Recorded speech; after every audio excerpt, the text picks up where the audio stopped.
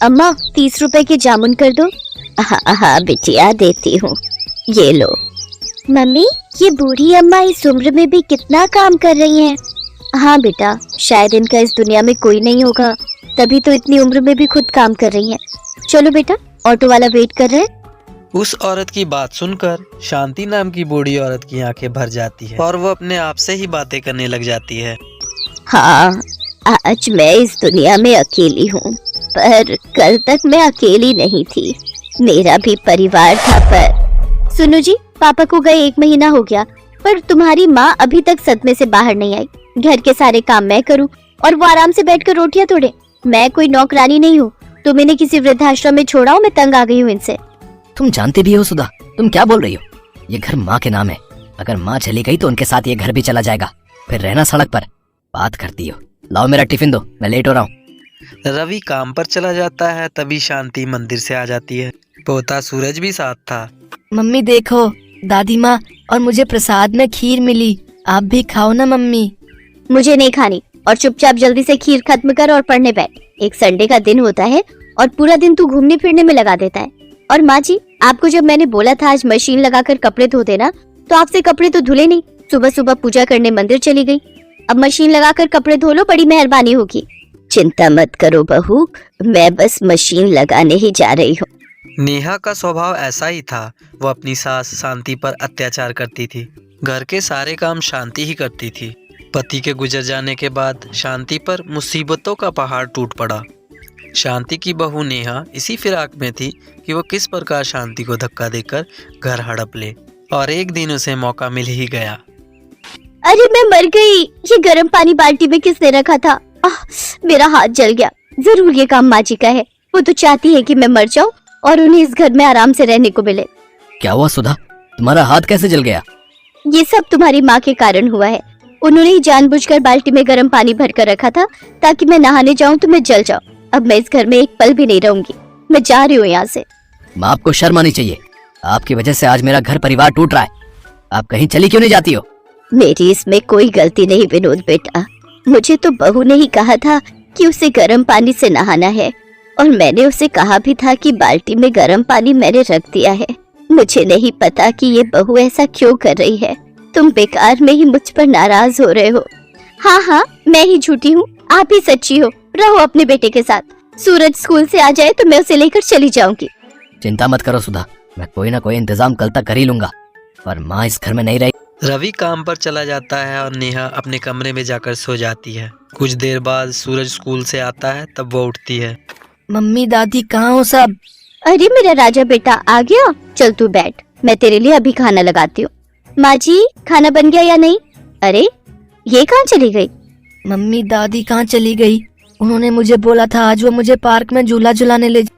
नेहा पूरे घर में देखती है पर उसे कहीं शांति नजर नहीं आती। वो रवि को फोन मिलाती है। रवि घर आता है। सूरज माँ जी से मिलने के लिए रो रहा है, अब उसे कैसे समझाए? चिंता मत करो सुधा, मैं सूरज को समझाता हूँ। सूरज बेटा रोते नहीं है, तुम्हारी दादी जी हरिद्वार गई हैं, वहाँ एक बहुत बड़ी पूजा होने वाली है, इसलिए उन्हें आने में थोड़ा समय लगेगा। कुछ दिनों बाद तुम्हारी दादी आ जाएंगी, ठीक है? नेहा और रवि किसी तरह सूरज को समझा देते हैं, पर वो दोनों शांति के बारे में कुछ भी पता करने के बारे में नहीं सोचते। शांति सड़कों पर अकेले बेसहारा घूम रही थी। शांति के पास जो थोड़े बहुत पैसे थे वो लेकर अगले शहर आ गई और एक झोपड़ी में रहकर अपना गुजारा करने लगी। अब तो बहुत झोपड़ी वाले शांति को जानते थे। शांति को अपने घर से दूर हुए 10 साल हो गए। पिछले 10 साल से शांति अपने घर वालों के साथ नहीं मिली, यहाँ तक कि रवि और नेहा ने उसे ढूंढने की भी कोशिश नहीं की। गर्मियों का सीजन आया तो शांति ने मंडी से जामुन खरीद लिए और जामुन बेचने लगी। आज 70 साल की उम्र में शांति परिवार होते हुए भी बिल्कुल अकेली है और आज भी मेहनत से कमा के जी रही है। काकी, घर चल रही हो? मैं घर ही जा रही हूँ। शोभा बेटिया, अभी बहुत जामुन पड़े हैं, मैं सोच रही हूँ कुछ देर और बैठ जाती हूँ, थोड़े और बिक जाएंगे तो नुकसान नहीं होगा। लाला के जामुन के पैसे लौटाने हैं, घर ले गई तो जामुन खराब हो जाएंगे। और तुम्हारी नारियल पानी की बिक्री हुई क्या आज थोड़ी? हाँ काकी, आज बाजार में घूम कर बेचे तब जाकर बिके। मैं तो कहती हूँ मुझे दे दिया करो बेचने के लिए, पर तुम मानती कहाँ हो काकी? नहीं बिटिया, तुझे भी तो अपने घर का ख्याल रखना है।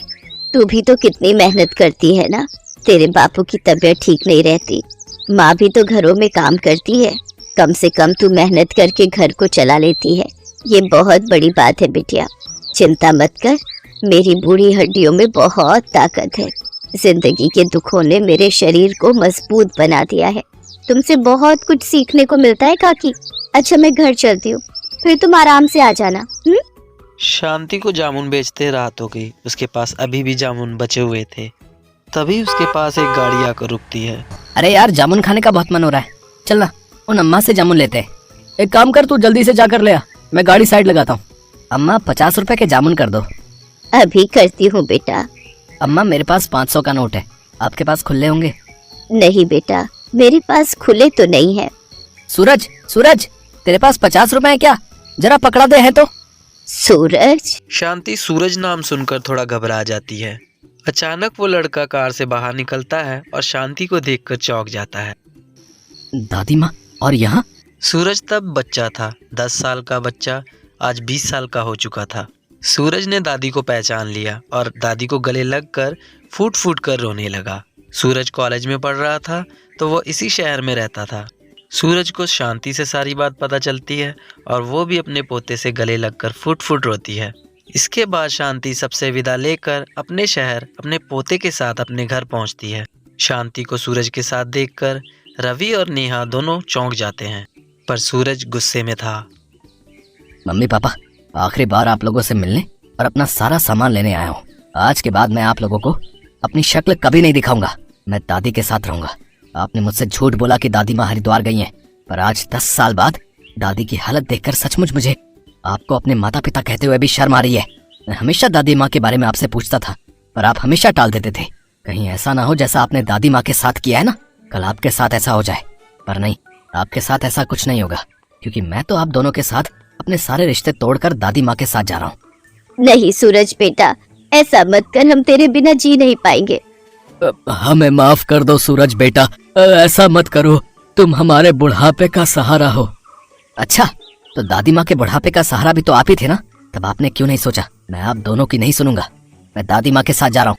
सूरज अपनी दादी के साथ जाने लगता है। तभी रवि और नेहा रोते बिलखते शांति के पैरों पर पड़ जाते हैं। माँ जी मुझे माफ कर दो, मुझसे गलती हो गई माँ जी। माँ, सूरज को समझाओ ना माँ। शांति वही रखी एक कुर्सी पर बैठ जाती है। नहीं सूरज बेटा, अब मुझे किसी डॉक्टर की जरूरत नहीं।